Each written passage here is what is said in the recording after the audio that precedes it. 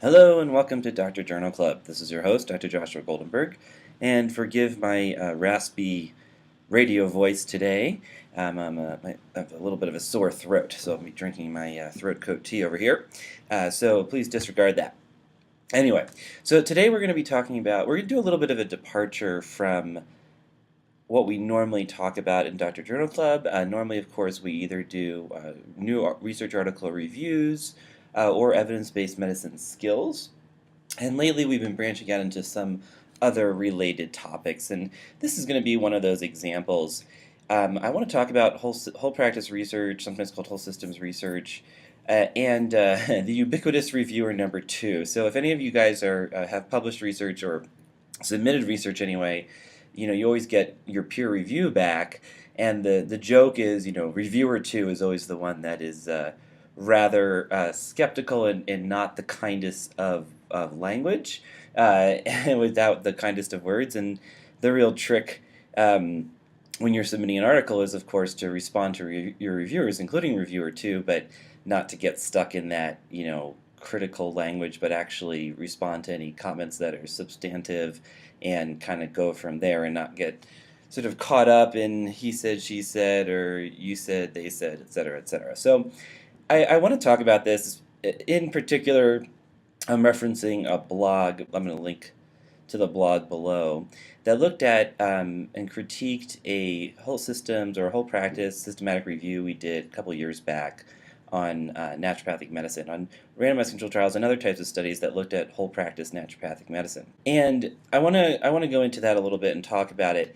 I want to be really clear. I'm not interested in getting in apologetics, right? So, back in the day, the church and the Jews and the secularists and the Christians, so they would have these apologetics, these back and forth debates of defending this, and then, no, you're wrong, I'm right, and this is why.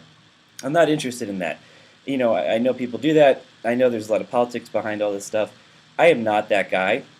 I'm interested in discussions, but I'm not going to get into apologetics. I think critique is a good thing. I think it's absolutely a good thing. I think it's good for a profession. I think it's good for people. We always need feedback. Of course, it's always great when the feedback comes in a civil way, but it doesn't always come that way.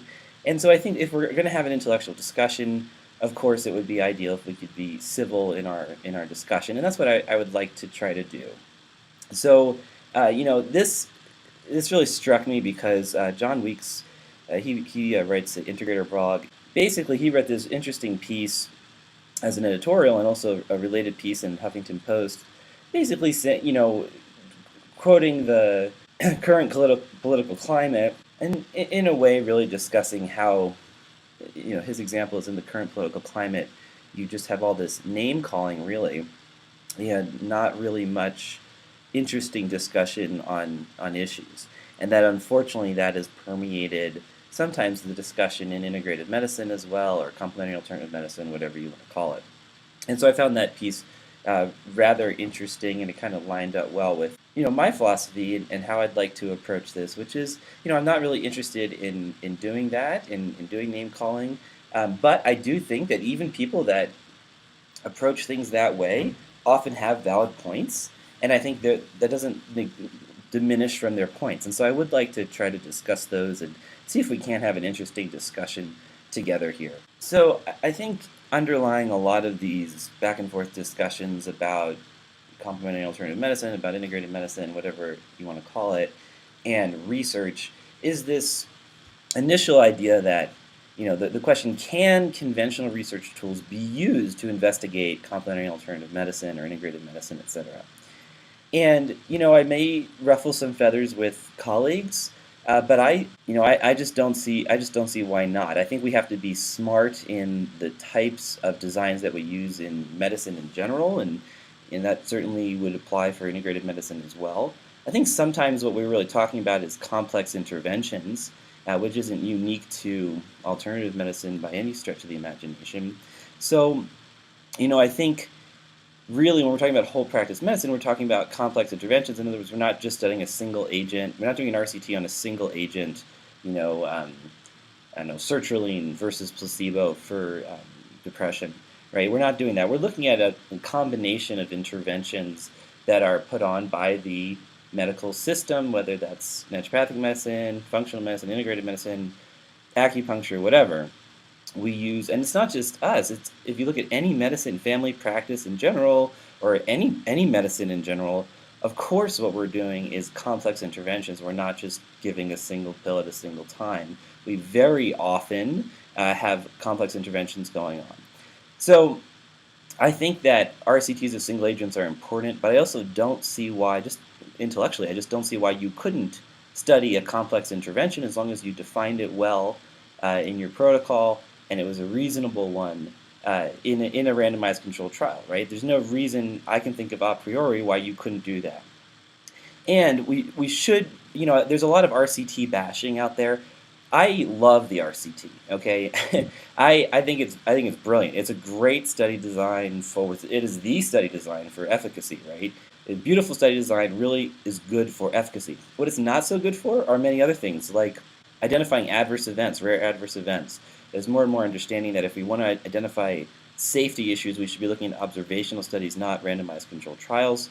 And there's other issues as well. If we're interested in the lived experience of an individual going through functional medicine for, I don't know, knee pain, you're not going to get that from a randomized controlled trial. You can get that from a qualitative research study. So the idea is that there's different study designs, and it has nothing to do with CAM or conventional medicine. It's everything to do with, what is the question that's being asked, and use the right design for that question. But there's a caveat there, and that is the fact of the pragmatics of research. So I think it's very easy for people to kind of say, well, you need to do an RCT of this to prove this, that it works. And I think that's great, and if you want to throw $10 million at a researcher to do a massive randomized controlled trial, that's okay. Actually, it probably wouldn't be okay, because the idea is you want to build an evidence base first to get some preliminary evidence that it's even worth investing that much time, both from a financial perspective and an ethical perspective with patients, to really do a larger, more expensive, more extensive study. So you have to realize that in real life research, the pragmatics of research, you're often doing lower level research designs to build up basically to do feasibilities. It's like doing a pilot, for example, for an RCT. You're proving feasibility before you scale up and things of that nature. And so often we see this with observational research. It's cheaper, of course, to do observational studies, and then if it's promising, of course, it can't prove causation, so for that reason, then you'll do the RCT. So again, the take-home is you want to use the right design, but also you just have to remember that there's pragmatics in conducting research, and you have to build an evidence base over time. And I think that if you are going to study a complex intervention, and that's complicated. So it's quite interesting to do. So for example, we reviewed some, I think, really interesting randomized controlled trials out of the Canadian College of Naturopathic Medicine, and I'll link to all these studies I'm talking about below. The approach they take, in many other studies anyway, is to have a very specific protocol of interventions, of this complex intervention that everybody is doing. So you have to have that strictness sort of in the RCT. But the problem with that too is it needs to be externally valid. If you're trying to understand how, say, naturopathic medicine works for XYZ, or if it works for XYZ, you need to use an intervention, a protocol that actually, the experts in that field of medicine would agree actually represents that field of medicine. And so often what it comes down to is this balance between external and internal validity, where you have a really well-designed study, is great internal validity, but is it externally valid at all? Is it something that's actually being used in the field? Will it be applicable to patients and doctors in general? And then the other piece is use the right control. So I think this is a really important one too. If you are going to study a whole system of medicine, of course you can't blind a whole system of medicine. That's one of the biggest issues in doing a randomized controlled trial of a complex intervention where you're studying, say, acupuncture for X, right? Is you can't blind it. I guess you could argue with acupuncture. Well, people debate back and forth with sham needles, but you get the point, right? If you're going to go to the psychotherapist, you're going to a psychotherapist, right? You can't blind the person to that, and therefore you're going to have placebo response. And a big issue with placebo response is placebo response seems to be more important in subjective outcomes, right? So if you're measuring, let's say, anxiety, which is a subjectively reported outcome, and you haven't blinded the patients getting the intervention, yeah, that's absolutely at a high risk of bias. So what you need to do is ideally pick the right control, and I would argue that's often using an active control or at least a time and attention control. But you might compare, let's say, naturopathic medicine for rotator cuff injury compared to an equivalent amount of time with the physical therapist, right? So that's an active control, right? And so, of course, you're going to have placebo effects in both groups. And the thought is, if you kind of line up the interventions, at least within a similar time and similar interaction with the provider, that you've at least balanced those placebo responses, and then any difference you could say is due, hopefully, to the actual intervention that you're studying. So these are some of the issues that come up. So I think my take home here is, I just don't see why you couldn't study a complex intervention in a randomized controlled trial. I think there's lots of important issues to discuss, some of which we've just kind of gone through here, and there's certainly others as well. But a priori, I don't see why it would just be, no, you just can't do it. That doesn't make much sense to me.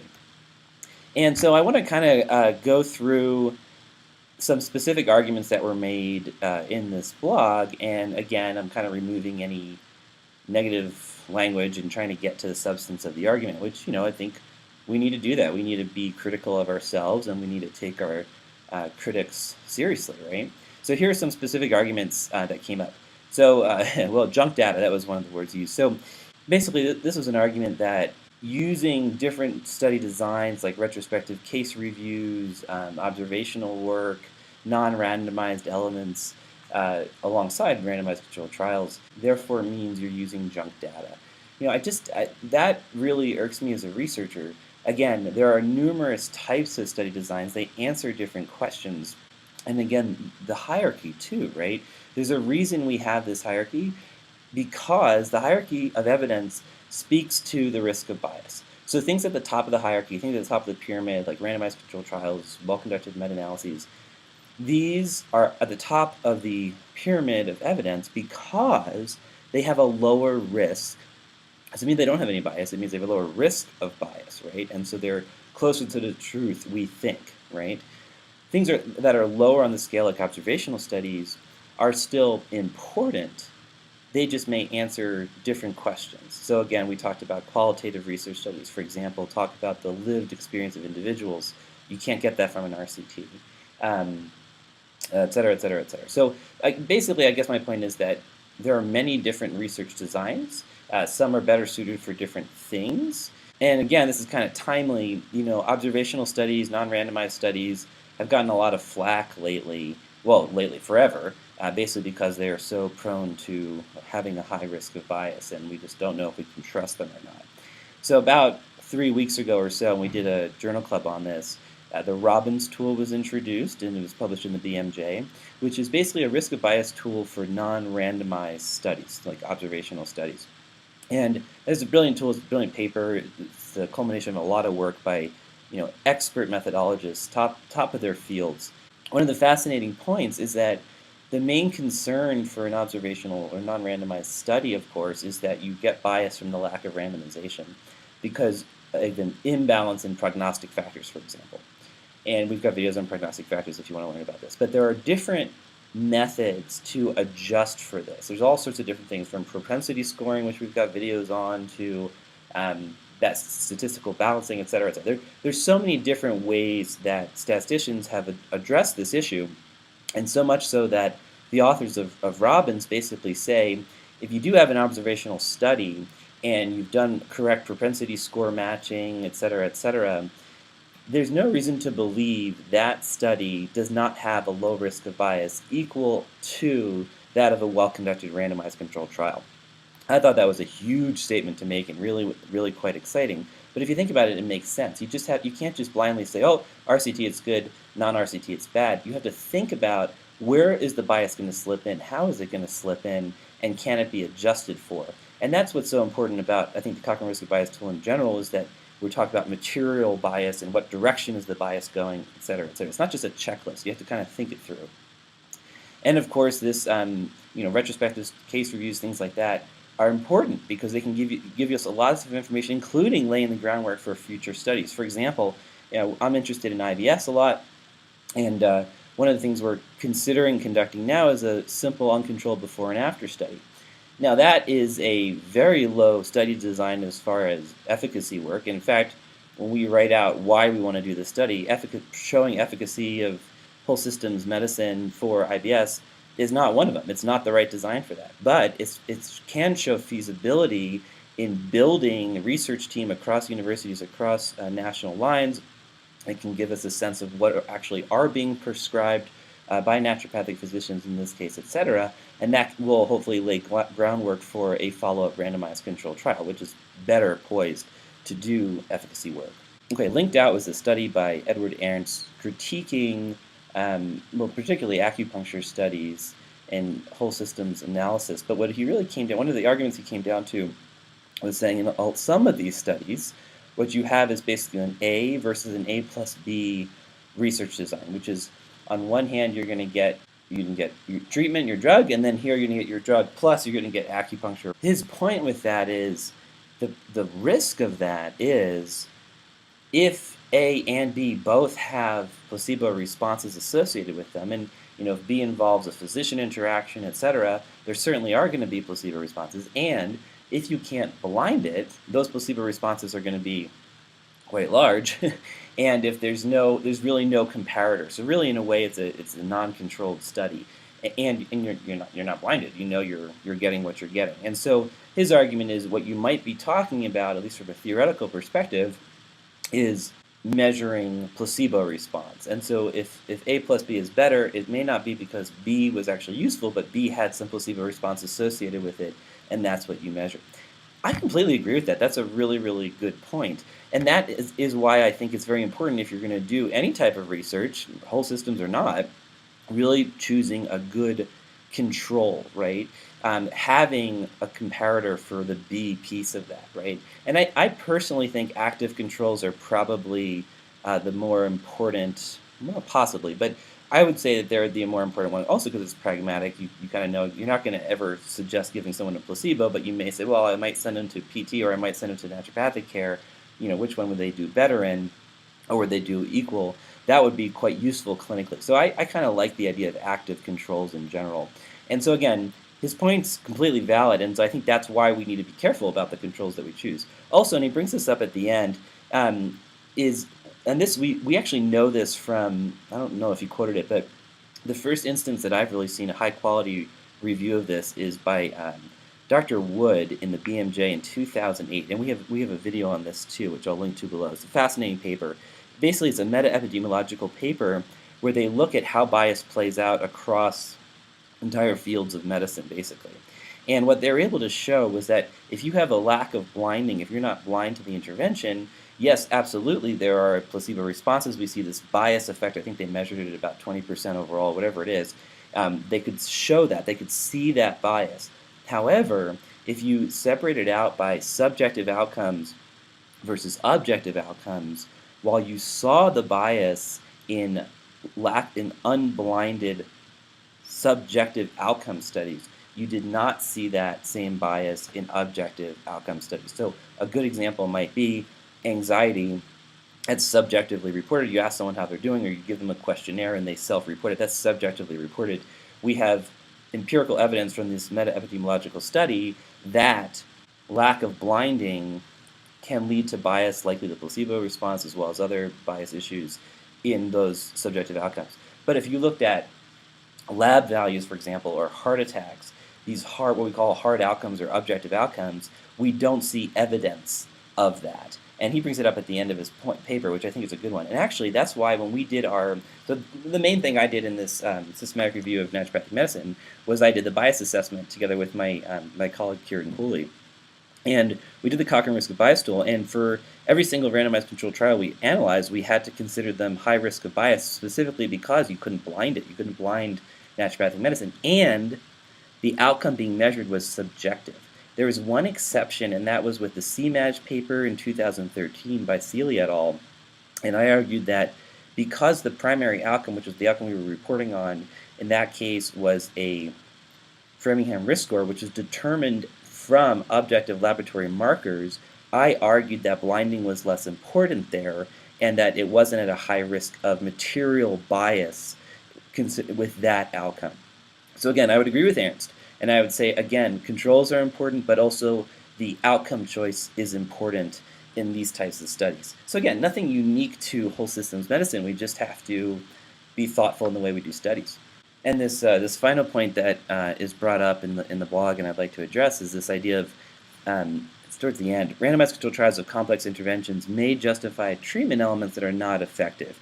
And so the way I understand that argument is basically this.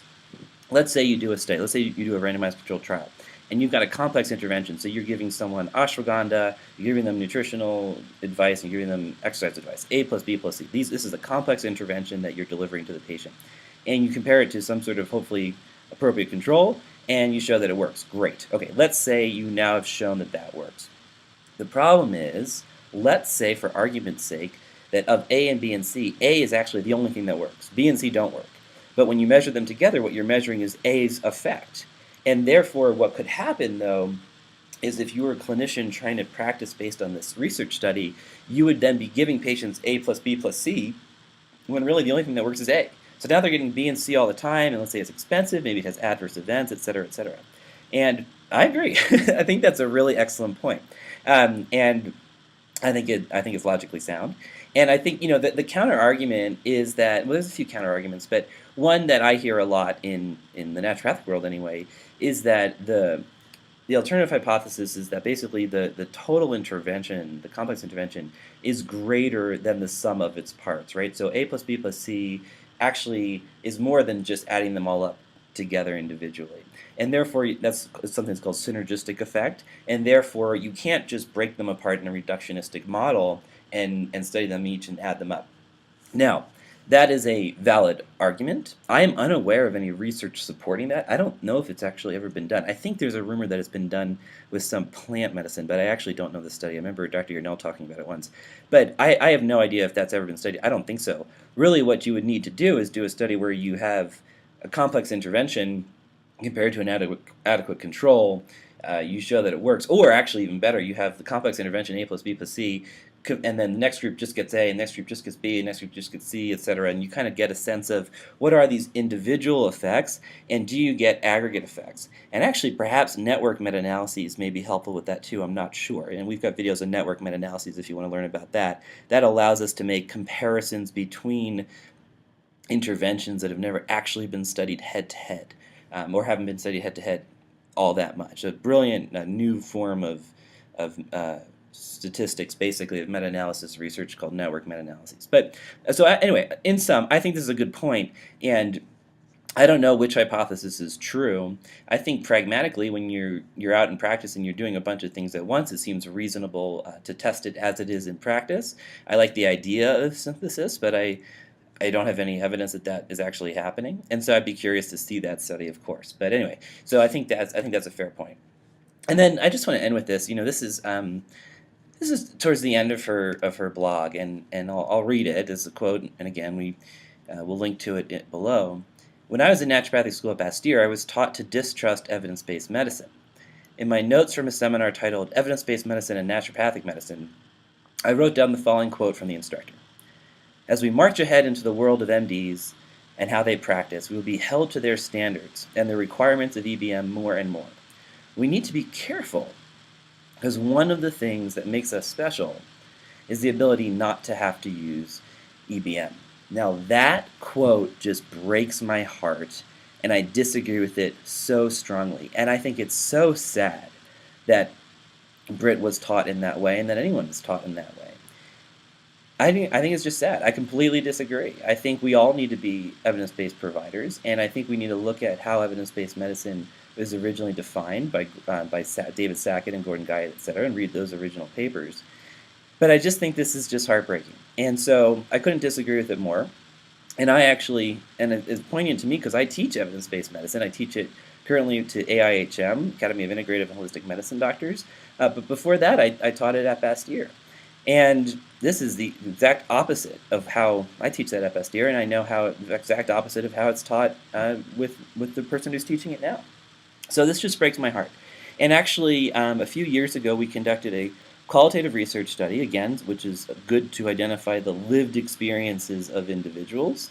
And what we did was we actually asked this question: what are the attitudes towards evidence-based medicine in the naturopathic world? And what we found, at least with our qualitative study, is that there was suggestive of a shift in attitudes. Is that there was this attitude back in the day, and about I think we saw like over a 10 to 20 year period that has shifted in the field. And qualitative study, it's not a perfect research study. It's suggestive, it's interesting, it tells lived stories, it tells lived experiences.